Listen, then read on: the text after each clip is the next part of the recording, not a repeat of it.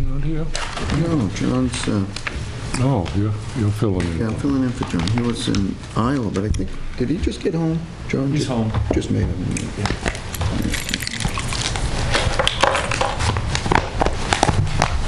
Perfect time of the year to visit Iowa, huh?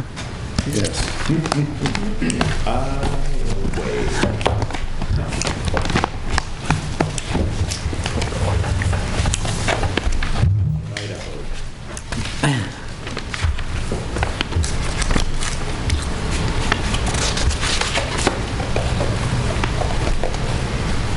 Miriam, are you expecting Paul or John to be absent? Yeah, I mean, they did not call me. The only one that called me was John Kelly. Okay. So that's why we called Bert. I mean, Butch. Sorry, Butch. Somebody to your left. I was looking at Bert and How'd you make out on that Craigslist thing? oh yeah, no, I didn't see a parent. You didn't? You know what the latest is? Maybe it was just kids and they don't know to post it and they just want to use this stuff. Right. Yeah, no, I haven't heard anything else. All right, well, it looks like it's 6:30, so I'll call the meeting to order, the October 1st, 2009 Plymouth Planning Board work session. On our agenda, we have the call to order followed by the roll call, and present are myself, John Krugerberg, Mike Ahern, Bert Sutcliffe, Miriam Bader, and Rhonda Bishop. Absent are John Ranlett, Paul Wilson, John Kelly. We have sitting in for Mr. Kelly, the Select Board Representative, Butch Cussing. And I'll appoint both Bob Dragon and Jack Scarborough to fill in for John and Paul, if you're both willing to do that. And of course, we have our town planner, Miriam Bader, here too. Third on our agenda are public comments. If anybody in the audience has a comment they'd like to make on an item not on today's agenda, please feel free to do so now. Seeing none, we'll move on to administrative matters. And first up, we have a review of our August 20th, 2009 minutes. These were emailed and then hard mailed to us, so hopefully you've had a chance to look over them, but we'll quickly give each page a moment to catch your eye. Does anybody have any comments on the first page? Moving on to the second page. I just have something on the public hearing at the lower half. Yes. On the third bullet. I should be noted as abstained. And there was one abstention. 4 in favor, 2 opposed. Okay, and 1 abstention. Yeah, that actually should be on 2 bullets, the first one and the third one, because there were 7 people here. Just so we as a board are all on the same page, when there is an abstention, that does not count as a yay vote. And since you need a majority of yay votes for something to pass, in essence, an abstention counts as a negative.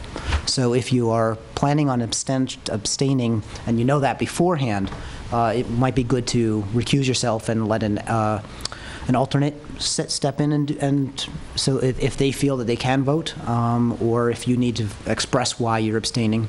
But generally speaking, the rule of thumb is that you are sitting at the table to vote. Anything else on that page 2? On page 3, I'm going to say, usually, Mr. Ahern and Mr. Ranlett here are here to kick my shins if I miss something, and apparently there was no public hearing here, but I don't remember getting kicked in the shins. So I think I may have asked for a public hearing and it just didn't get recorded in our minutes under the minor lot adjustment. So maybe we just could double check that. Sure. My recollection is that that there was no public comment, but that we did allow for their opportunity for the public to comment. Right. Anything else on this page? And then the last page.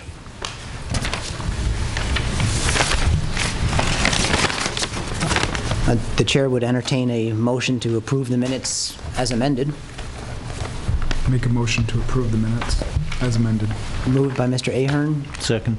seconded by Mr. Scarborough. Is there any further discussion on the minutes? All in favor of approving the minutes as amended, please say yay. Yay. Opposed? Abstentions? That passes. Okay, another administrative matter we have is the Jack Scarborough update. Thank you, Mr. Chairman. I simply would like to announce that I will be resigning from the board, effective immediately, due to medical reasons. Okay, immediately after this meeting? Yes. Okay. Well, thank you for letting us know. I didn't realize this was coming up, so I know that I speak for everybody. Apologize for the shock. Oh, that's okay. That's okay. But I know I speak for everybody in terms of saying thank you for your service and your deep commitment, especially to things related to water. Certainly welcome. Thank you. Want my candy back? Yeah. I have to arm wrestle my wife. All right, moving on to item number 5, correspondence. We have 3 items, and I'll turn the table over to the town planner on these. Yeah, basically just had some save the dates and announcements of meetings. There's one that's going to be stormwater regulation in New England. That will be November 6th, Boston, Mass. And then there's practical ethics in planning. That's November 13th in Manchester, New Hampshire. So if anyone's interested in any of these, let me know. And the third thing is that we're having a public hearing on the Board of Selectmen. Board of Selectmen's having a public hearing on the safety complex, and it will probably be Tuesday, October 13th. Oh, I think that has been approved by... Yep. Yeah? Okay. So that's been approved by the Board of Selectmen to have that at 6:30. So this is the day after Labor Day, so it'll be Tuesday. Usually Board of Selectmen meets on Monday, but because of Columbus Day holiday, it will meet on Tuesday. And there has been a setup of a public safety subcommittee, and their job was to determine a site, and so they have to determine where they want to have the site. And then they've also come to some other conclusions in that instead of doing the firehouse, they want to, well, or I guess they'll just explain it then. Yeah. But if you're interested in the public safety complex, then you can hear about it on October 13th. All right, well, maybe we can use that as a segue to the Board of Select's liaison, if there's any comments. Maybe they'd like to sketch out for the audience what's going on with that. Mr. Cushing? Okay. Yeah, with that, what the committee had got together and decided that they were going to choose the site up where the police station is, where we have some acreage. And they've decided that's the site that they're going to build the 2 complexes on. Because of the way that the buildings, what space the buildings need, one of the things that they've decided and will be discussed in that meeting is that they'd like to build the police station first, because where the police station sits right now is the ideal spot for the fire station. So that's one of the things that will be discussed. The other thing with that is that, like I said, they've finally chosen that as the site, which is one of the things that have been holding us up. All the sites that they've looked at, they found that this was the biggest plus, mainly because it's something we already owned. And like I said, they'll discuss all that. And it's strictly, this will be the first meeting of many of the public hearings on this. And they're taking it, this one will pretty much discussing the issues of why they chose that site and why they'd like to do the police station first. And for that would be the best usage of that land. So they'll get into that. And like Miriam said, anybody has any questions, that's the meeting to come to. It'll be at 6:30. Thank you. Do you have anything else to report from the Select Board? The other night we had Fred Gould come before the board and discussed it a little bit and brought us up to speed on the airport. The airport is now becoming financially solvent, and he has had some interest in people out there maybe building another hangar maybe putting a fuel site in there. So it looks like there's some good potential there for, and we're hoping that we can tie a lot of that in with the emergency stuff. And it looks like some funds could be available. And one of the gentlemen that's interested is, is talking about, putting a sizable investment maybe into it. So that would be nice. Also, let's see. We had the Energy Commission come before the board, committee come before the board, and with Mary Cooney, and I think we're going to discuss that tonight a little bit. In that, here we'll be having a public hearing November 9th on that. The board had listened to pretty much what they had said. It shows, it would be, what they want to do is set it up, it's under a House Bill 189, and what they would do, it basically is setting it up similar to our Conservation Committee, which would allow them to accept private funds and stuff like that. And there are some pros and cons, and I think that meeting on November 9th will show, will answer a lot of those questions. So that's November 9th. And they will bring the warrant article written so that we can present it to the public, so that the public could see how it would appear on the town meeting. And that's about it. All right, well, thank you very much. Mr. Wilson isn't here to do the Conservation Commission, so we'll wait till next time. The North Country Council Transportation Committee, does the town planner wish to address that? Right. I will be going up to Bethlehem to the North Country Council on October 14th, and that is to give a presentation on that TE grant that I applied for, to give them the PowerPoint presentation.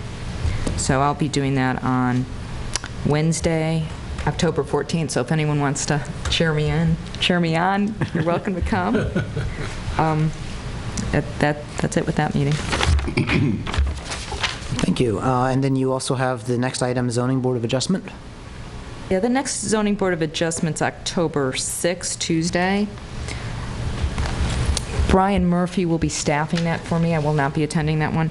But what it's concerning is an orthodontist office, and they want to locate it on Highland Street, and they need to ask for a use variance. And he wants to locate it at where the not so general store was located. Do you know what I'm talking about? Okay, when you go on Highland Street and you go towards the high school, sort of at that intersection, there is a doctor's office and a lawyer's office, and then you look across the street and there's a house with maybe a red roof or a blue roof. It sticks out. And there was a commercial building there, and the commercial building was getting dilapidated, so it had to be taken down. So that's taken down, so you just see the cement pad there right now. But now there's an orthodontist that would like to locate an office there, and he's going to have it in a colonial style that will match the architecture of that area and match the office across the street. So that's what they're asking for, a use variance, to allow an office in a residential zone. That would be on the lot that was raised, or that would be on a combination of that lot plus another lot? Nope, Okay. the lot that was raised, so it's on that same spot. But there is one thing that I'd like the planning board to look at or consider, and I'll do a study on it and propose it, but I would like to look on Highland Street and look to rezone that area to CI. Instead of being SFR, single-family residential, look at rezoning it to CI, which is civic institutional, that would allow offices and residential to coincide. Because when you look at Highland Street, that's the character. That's what exists. So I like the zoning to reflect what actually exists, instead of everyone always having to ask special permission for something that's already there. Because, we have the fire station there, and we have the hospital there, and then you'll see a number of real estate offices, and then there's the doctor's office, the lawyer's office. There's a number of offices, and offices work fine with residential. I'm looking at offices that close, they're 8 to 5. So they're closed, they're dark at night, they shouldn't disrupt the residents. And we could look at, maybe doing buffers or something when we have site plan review. But that's what I'd like to study and recommend as a proposal for town meeting. That wouldn't stymie the efforts of this. No, they're Right. going to just Okay. ask for the use variance and, you know. Great, thank you. Next up, we have the Plymouth Village Water and Sewer District Source Protection Committee, which could be Mr. Scarborough or Ms. Bishop. Nothing to report? Unless you have anything? It's all administrative. Okay, well, Mr. Scarborough, you have the next one, Pemigewasset River Local Advisory Committee. Yes, sir. Thank you, Mr. Chairman, and I would suggest that items 6 through 9, there are no items to report. Okay, and then item number 10 would be back to the town planner. Oh, okay, so that says about the public hearing. I guess I forgot that I put it up as number 3, What time will that public hearing be? 6:30. 6:30. Thank you. Yeah, so that will be on 6:30, October 13th. But that does bring up another issue, since I was talking about rezoning. There's a lot of what I think is map error, where there's zoning lines that just sort of squiggle, and they don't follow a river, and they don't follow property lines, and they don't seem to follow anything. So that's another thing that I want to look at. We do have a request that's going to be coming up in the future concerning Bob Dragon's property that's split zone. You know, you've got A zone, and then he's got some ICD on there, and it's just a curvy line that doesn't make any kind of sense. But when petitioners come to me and they want to develop their property, it's concerning to them that, you know, what is it? Is it this one or this one, or, you know? So I'd like to look at cleaning that up. And I think it was just a matter of, now we have computers, now we can get much more exacting than in the olden days when they would do their maps and then they change it to a different scale, and things got shifted around. What sort of timeline are you on for that? Well, we'll start to look at that probably November, December, because I want to put it on town meeting. Okay. Thank you. All right, then moving on to item number 7, new business. We have 2 items, and the first is Dennis Prescott, Excel Management Company, to discuss a potential construction project on Lot 5 of Prescott Plymouth Business Park, recently recorded subdivision. Okay. For you that don't know me, my name is Dennis Prescott. I'm Thanks. a resident of Campton. I own a fair amount of property in Plymouth. This is a commercial parcel out on Tenny Mountain Highway that was recently signed after 2 years of fighting with the state of New Hampshire on sewer, nothing major. What we're proposing is a small 3,000, it's almost 4,000 square foot building on the corner. The lot is straight across from Sears on Tenny Mountain Highway. Sewer will be available. And what this is, if you can look at the front page, it's got a little L, a little kick off the back. That's just to increase size. But that is what fits on this. It's a small lot. Required 16 parking spaces, we're showing you that. Basically, very small lot, very small building. We expect to use permeable asphalt for drainage. We expect that it will work on this site. If you look at the second page, it's a very quick rendering of what I think the building may look like. Probably not on orange roof because it's printed orange. But Sears is green across the street, so probably it'll be green or something similar to that. What I'm here for tonight, before I go through it, as you all know, engineers are expensive. So my question to you folks is, do you see anything that pops out at you that would cause an issue for this type? It's going to be a furniture barn, furniture store. He already exists on Tenny Mountain Highway. It's the guy that's down in the hole across from Harris Furniture. As you go out the highway on the right side, just before the liquor store. The guy that's got the stuff down in the hole on Lowe's property, or what will potentially be Lowe's property. Under He the wishes tent. to get out of the hole and up on an island, I guess. We will not be in the floodplain. We will not affect wetlands. So my question, what we're hoping for is a quick turnaround as far as the planning board goes. That's why I'm here tonight.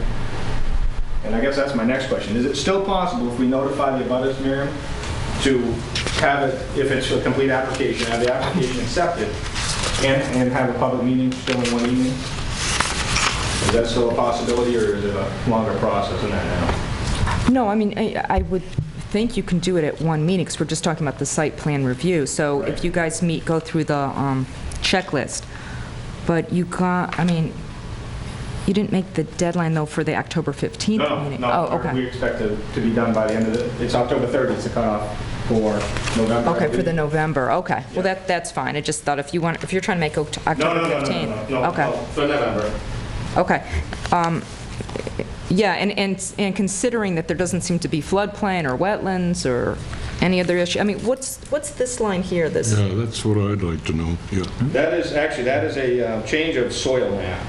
Oh, all right. That's where the actual soil land changes, which probably still is a 100-year floodplain. All right, so there's nothing here that shows really your lot, your lot goes here and here, but we don't see the other. Well, actually, the lot, I don't know if you guys can see what I'm going to point at. The buildable acreage is where the building sits. The lot actually jaunts out and around to the back. There's 1.31 acres there of land. Some of it is wetlands, some of it's highland. Some of the highland you can't get to except in the back.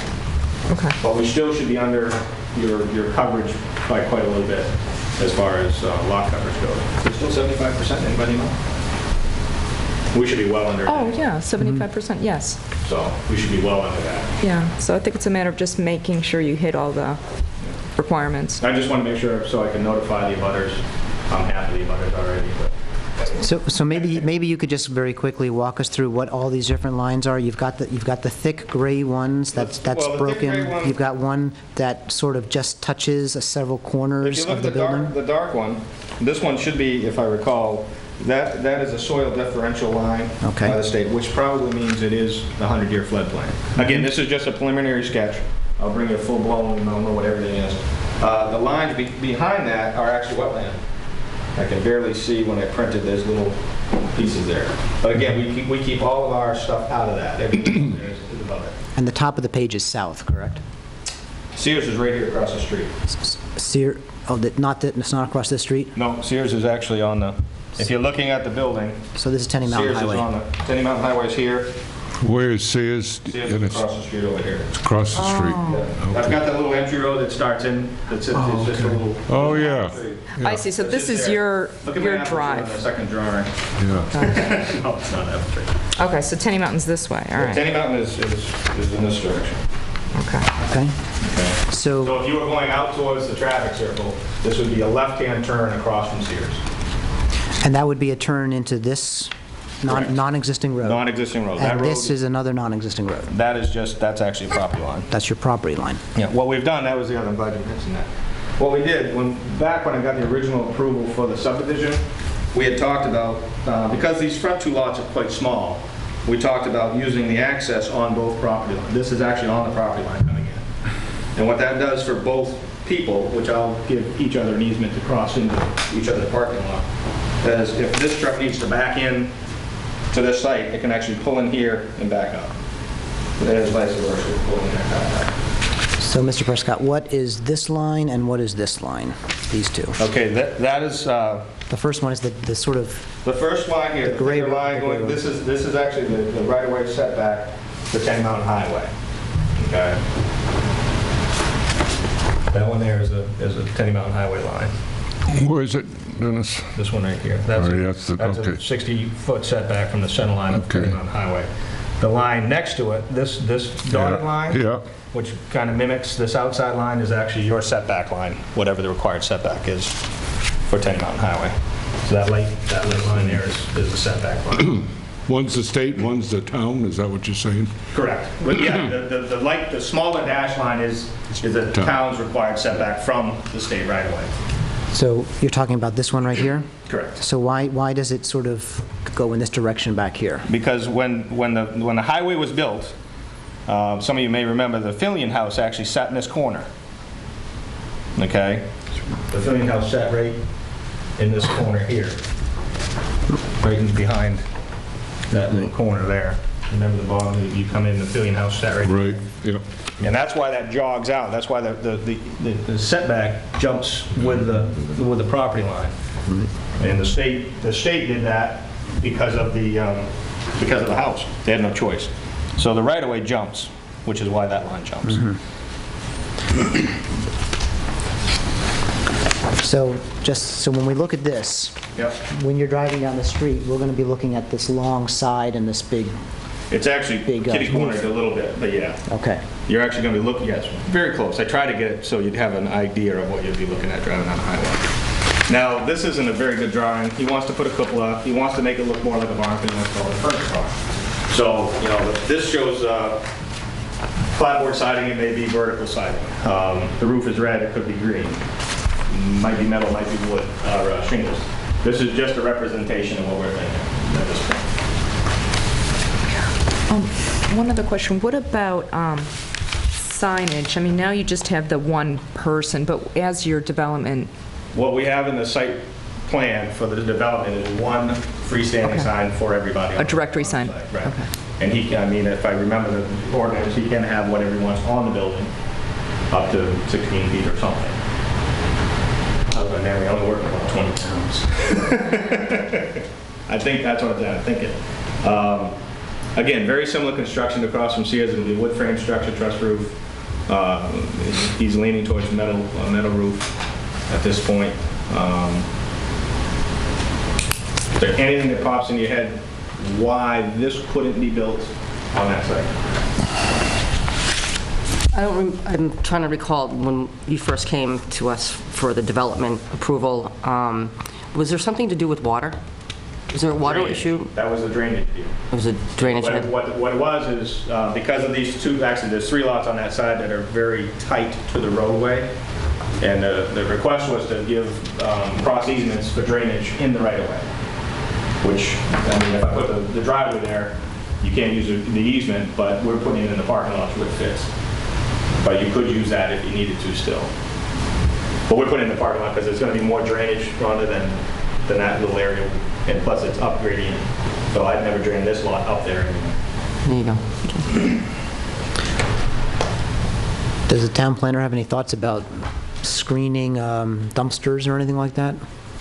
The dumpster would be on the back side of the building, yeah. and it's actually Is treated. that this here? Yeah, back on this back corner. And again, this is the highway. Yeah, I would. Again, I mean, when we get to that point, I mean, I think that's in your ordinance, I mean, screening the dumpster. Yeah, or it would be good if you just put that on your site plan, that you'll screen the dumpster and not use chain link fence, you know. But I had another question. With the road, are you proposing to just build that section, or are you going to put the whole road? No, the whole road will be put in. Oh. The whole road will be put in. So, I mean, it makes no sense for me to put the road in until I have somebody to build for. So if we get this approved, I plan on doing the whole road. Okay. Just makes sense. It's only 650 feet of road, so it's not a tremendous amount of road. I think it would be nice to see, I mean, obviously, this is just preliminary, but it looks to me like this back end of the building will be quite visible from traffic driving by, and just be nice to see what you're thinking that would look like. Well, yeah, when we get here, I'll show you all the Yeah. views. I mean, that'll look more like the back of a house more than anything. I mean, I put a couple of windows out there too. I mean, I only brought you one view because, again, it's just a sketch. Right. But on the other side, just so you know, there would be a garage door, basically where the back of that tractor-trailer truck is, into the side of the building. There'd be some more windows down. I mean, if you could picture this in reverse on the other side with an overhead door on this back corner. Just a small 8x10 door so he could bring his furniture in and out of it, kind of thing. The only other thing we haven't talked about, the owner and I, is where the tractor-trailer truck is. He'd like to have a dock level pad, and I'm not sure if it'll work until the engineer actually looks at it. But again, I don't know if that's, you wouldn't see it from the road anyway. They'd be on the back side of the building. I believe your permitted use is still, I can still put the parking in the setback, which is where that car is towards the main roadway. That dash line is in the setback.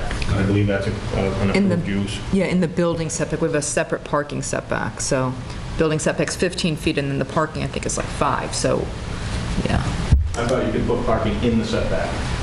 There's a parking setback, so as long as it meets a parking setback, but Okay, I'll have people look at that. So your parking setback is shorter than your building, so Right. it's 5 feet and 15 feet. Right. So like, let's say the parking setback I think it's 5 feet. So you're 5 feet away versus the building needs to be 15 feet away. So yeah, so parking is in the building But setback. what he's showing here is he's actually got 20 feet of the parking in the setback, in the actual right-of-way setback. Do you know what I'm saying? Not of the roadway, but in the 35-foot setback from the right-of-way. I think it's 35 feet from there to there, I'm not sure. 30 feet from the road is the building setback, yeah. Where's that building? This right here, where these cars are set? Uh-huh. They're 30 feet from the right-of-way. From the right-of-way. But Yeah. I was assuming, again, I haven't looked recently, but I thought parking was acceptable into that to some degree. Right. The parking needs to be set back, I think it's 5 feet. Oh, from the road right-of-way? Yeah. Okay, okay, going the other The road direction. right-of-way. I thought you meant you were right-of-way. I was going back. No. No. I mean, you're right. Okay. Your thought process is right, because it only needs to be 5 feet from the road right-of-way, and the building is... Okay. I'll double-check the number, but I mean, it's less, so... Okay. The only other question, of course, is if you look at the front corner of the building, there's a little sidewalk that goes around the front of the building. Part of that sidewalk is also in that setback, which I do also believe is acceptable. Yeah, right. And obviously, your plan will be a little bit more detailed in Oh, yeah, terms of yeah. its Again, location and all that. Yeah. That's our sketch, and because I don't draw very well in this program, this was a 2-hour sketch, so. Again, just sketches to get your input, just to make sure you're happy. Does anybody else on the board have anything else to say about this? Do you feel you've gotten the feedback that you were looking for? I didn't have you guys standing and yelling at me, so yes, I did. I just wanted to make sure some didn't pop out and say, well, geez, this doesn't make any sense to put there. So. I just have one question, doesn't have to do with this, but how many sites are on this? 5. So this, okay. Yeah, there's 2, as you look at the road, this is the front right lot. There's 2 more on that side of the road, and then there's 2 larger lots on the left side of the road as you go. And how much larger are they than this lot? They're all actually equally the same in size. The 2 on the left are actually used for 1.3 acres. Yep. The one in the back is about the same usage. The one right next to this behind it is another small, maybe a ½ acre of useful land. But again, on Tenny Mountain Highway, you really don't have many places for small buildings. Right. Everybody wants $485 million. Yeah. Some of you are getting them, but not too far away, not on the other end of the highway. Would the applicant want to consider anything about the road if the other lots had a high traffic? Would that affect what he's already planned for this driveway in terms of width? The width is based on traffic count Okay. from It is. subdivision All right. from before. And the other reason, just so you know, to put the driveway up away from the roadway is for traffic, is for stacking. That was one reason for us to move the driveway up and share the entryway too. One of the things DOT loves is to get people Shared to drive out. Yeah. Shared driveway. So, there's plenty of room for stacking cars to turn left or right. And that's the other reason to get us up away from, you could come in right here and have another road across. And if I had the rest of the print, you'd notice that this is actually a nice spot to come into the other lot across the street. Yeah, I really like that idea of the shared driveway, and, you're not taking the right-of-way off of Tenny Mountain, but the more he shares, then it's much safer that way, too. So, because the fewer intersections, the fewer chances for accidents, so it's really a good idea to do that shared drive. My opinion is, again, I'm not building this lot myself, but my opinion is when this lot comes back to you someday, you'll find that they'll come right across from this intersection, and then up on the other 2 lots, there'll be a crossroad too that is opposite each other. Okay. Sure. Again, when we did the original subdivision, we tried to do it with that amount. Right. Anything else I can answer for you? Thank you very much. Hopefully we'll see you next month. Thank you. Good luck. Okay, next on the agenda under new business is Madeline McElhaney. Did I pronounce that correctly? McElhaney. Okay. I have a tough time with your life. I brought notes in case I got nervous. I'm Madeline McElhaney. I find myself wearing a lot of hats these days, so I'll introduce myself, tell you about the ones that are relevant tonight. I'm a resident of Plymouth. I've lived here for over 10 years now, and I've owned a home in Plymouth for the past 5 years. And I like it here. I don't plan on leaving anytime soon. I'm the Program and Outreach Coordinator for the New Hampshire Sustainable Energy Association. I am on the Board of Directors for the Plymouth Area Renewable Energy Initiative. I'm a member of the Plymouth Energy Committee, and I'm also a member of the Local Energy Committee Working Group in New Hampshire.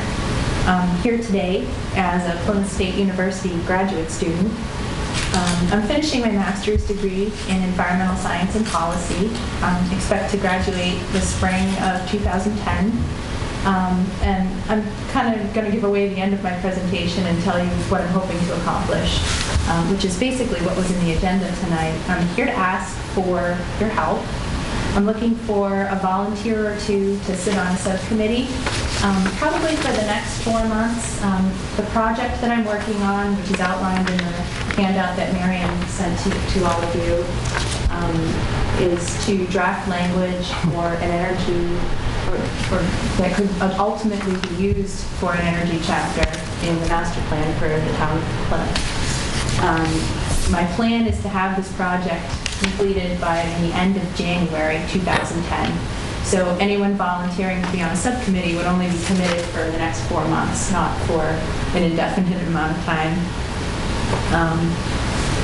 But before you volunteer, I can tell you a little bit more about my project and why I hope for your help. Again, Miriam sent you a summary of my final project, so I won't read that to you verbatim. But I can tell you that if the town of Plymouth were to hire a consultant to do this sort of job, to draft an energy chapter, it would cost anywhere from $4,000 to $6,000. Something that I'm doing as a volunteer. I wouldn't be charging you for it. And in fact, I'm paying Plymouth State a couple $1,000s for course credits to get this project done with. There's not really a cookie cutter format for an energy plan. I would basically be working with the subcommittee to answer some questions about what our vision for the community is as it relates to energy. Are we looking to educate people? Are we looking to address transportation issues? Would we be dealing with inefficient old buildings and bringing them more to a more energy efficient state? Would we want people to say that Plymouth is the greenest town in New Hampshire? Do we want good press? Or do we want a combination of all of those things? A lot of towns in New Hampshire already have energy chapters in their master plans or are in the process of creating them. Some examples are Atkinson, Antrim, Berlin, Durham, Epping, Nashua, Newcastle, Temple, kind of a broad range of sized towns. And all of those energy chapters are different and specific to the goals of each community. Different ways that an energy plan can help a community. The most important, in my opinion, is increased energy efficiency in the municipal uses of energy in the town. So less energy used equals less waste created and also less cost to the residents in Plymouth. It would also mean potentially decreased release of environmental pollutants, less usage of fossil fuels, making the air cleaner and the people healthier in Plymouth. Good press in a political climate where green is looked at as a really good thing. And by organizing information relative to energy usage, it could put our town in a better position to identify and utilize different funding opportunities that are becoming available for energy efficiency and renewable energy projects. So, as I said, I'm here to ask for your help. I know that when a town master plan is in the works, each chapter has a subcommittee of people working on it so that it's not one voice, but many voices from the community that contribute to that chapter. And it's important to me that the information that I submit as my project to Plymouth State and ultimately to the town of Plymouth isn't just me saying what I think should happen, but a combination of voices that are working together to ultimately create a better future and come up with a plan that's going to be used and a plan that works in Plymouth. And I was reading through the current Plymouth master plan, and then there was a portion of it that said, if the community doesn't understand the plan, or if it's not properly used, it's worthless. And I entirely agree with that. So with all that in mind, I'm hoping to form a subcommittee made up of 1 or 2 members of the planning board, 2 or 3 members from the community, and I'm here tonight to ask for a volunteer or 2 to participate in the subcommittee, and also to ask you for suggestions of people from the community that might be good candidates for this subcommittee, or even types of people, a specific skill set that might be helpful in this subcommittee.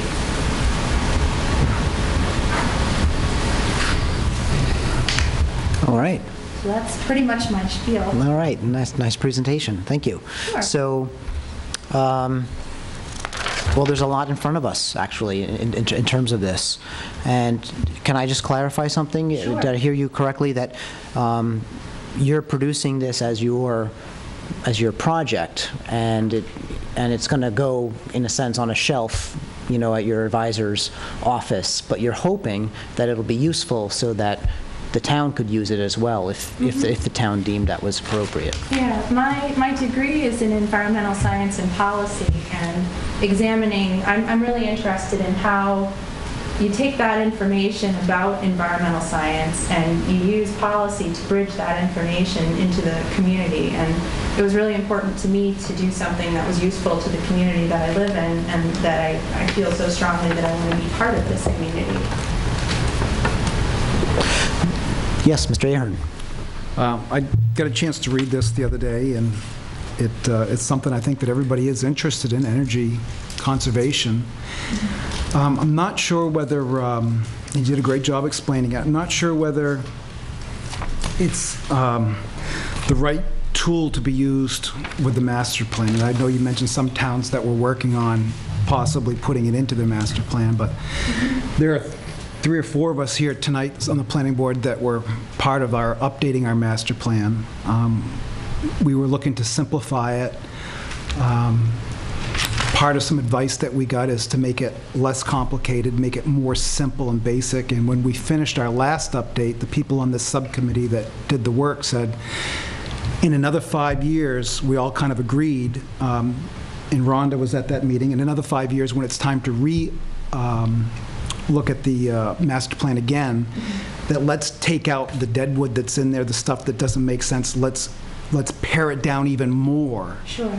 So I don't know if we're looking, it's supposed to be a plan, it's supposed to be kind of a guide, it's not supposed to be too much detail. And I'm afraid this might be a little bit more detail, although I think it's necessary to take a look at it. And what I got from reading this is maybe that there's 2 products that you could possibly put together. One is maybe some guidelines or recommendations to the town to save on energy, and maybe putting together a small brochure so that when someone comes to Plymouth and they say, I want to build a house, that they could look at your brochure. And we're not quite like some towns in the southern part of the state where there's a lot of McMansions and they're wasting energy. And, you know, we have a former vice president that asked us to conserve and use carpooling, but he seemed to still use air conditioning in his limos and that type of thing, and his carbon footprint was rather big compared to the normal person he was talking to. And I know she talked about global warming, and it's I'm not sure if we want to start talking about global warming in this type of setting in a community like Plymouth. It gets kind of divisive, but it was mentioned in there. But so maybe I don't think you're going to get to your goal. Maybe I'm wrong, but I don't think the master plan is where you want to kind of target your energy towards. It's maybe a recommendation to the town, let them be able to use it, maybe in, you know, their the fire station and combination police that they're building, and just maybe like a little brochure that they can take and look at and say, oh, that's a great idea, and use it if they want to or not, rather than kind of the town being a little overbearing. And that's kind of more of my thinking as a planning board member. I don't intend the information that I'm providing to be any sort of legislative matter, and I definitely don't intend to have this information increase the amount of governance that's happening in Plymouth. My goal ultimately is to take a look at energy usage in the community and using the energy chapters that other towns have created and as a guide for formatting that information. I think one of the other handouts that Miriam had sent you was a bulleted list of different items that I was thinking about initially. I'm not sure if that is what she sent. Yeah, It is. Okay. Just some things that I thought about. So I guess to answer that concern is I'll give you as much information as I can and won't be brokenhearted if it doesn't end up in master plan format, but would love for it to be available for consideration. I think energy use is one of those topics that enters all sectors of the community, whether you're talking about buildings, transportation, zoning ordinances. So my hope is that all that information can be available to you, and then in 5 years, even if you do pare down the master plan, you'll have this as a resource to pull from if you want to. But I, again, won't be heartbroken if you don't. Does that speak to your concerns at all? A little bit? Yeah. Okay. Mr. Scarborough? Yes, I'd like to express my appreciation for Madeline's efforts. I think that she is addressing a very important issue for both the community and the state of New Hampshire, and that she's doing a very, very good job, and would look forward to having the board use the information in their respective planning.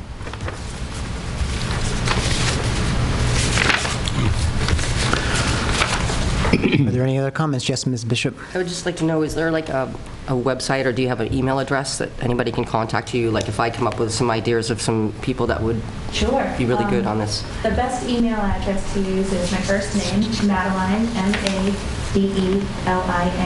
Yep. at nhsea.org. I'm sorry, NH. SEA.org. And I'd be happy, I didn't want to overwhelm you with information tonight, but if anyone's interested in seeing examples of what other towns have come up with, I could certainly share those with you. Again, I didn't want to hand you a big stack of paper and take up 45 minutes of your time. So would it be fair to say that you're imagining, that we can imagine, that come February or sometime in the spring, you will have a document that you will welcome if we look at it, but we don't have to look at it. But it'll be information there for us to consider using, and that you'd like in your process of putting together this as much community involvement as can be mustered. So I guess to sort of work backwards from where she ended her presentation, I recall you asking if we knew anybody with skill sets. So if there were any people out there, engineers, business people, I don't know, that we could recommend.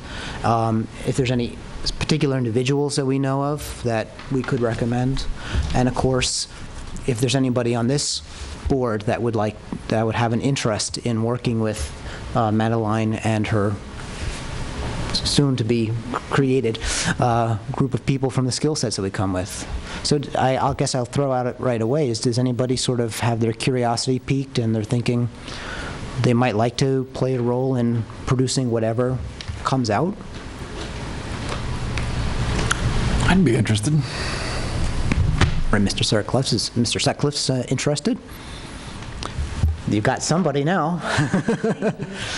And of course, we don't have a couple people that are traditionally on the board, and maybe they would be interested in. It sounded like you've got room for a few people. So why don't we make sure they watch this meeting on DVD and see if they're interested after they hear your presentation. Would you prefer us to email names, or, I mean, should we want to brainstorm here? I mean, I guess I would be concerned if we overlooked somebody who was so obvious in the community and that they felt bad.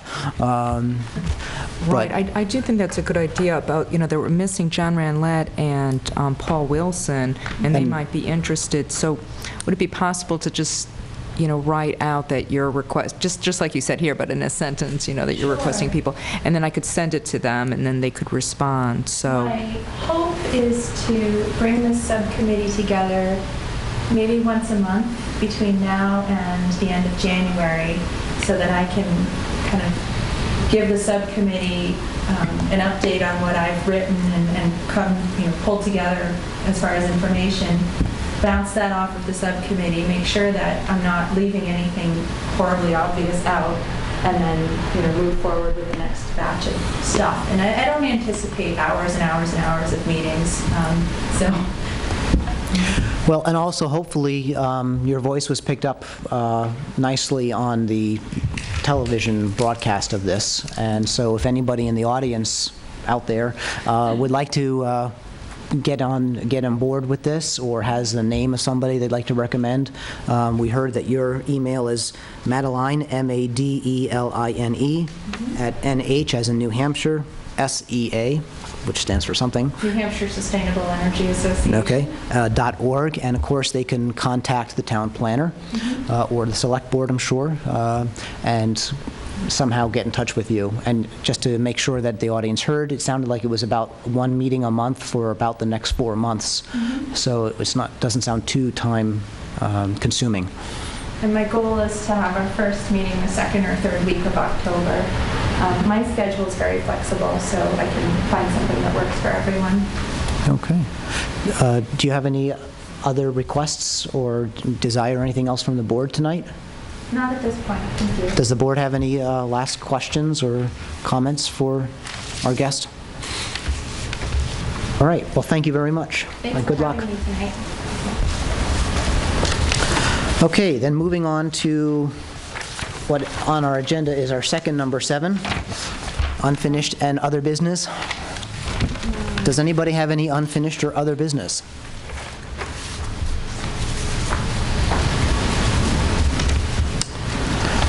Then, moving on to item number 8, are there any comments from the public? Seeing no comments, does Mr. Ahern have a motion to adjourn? Second.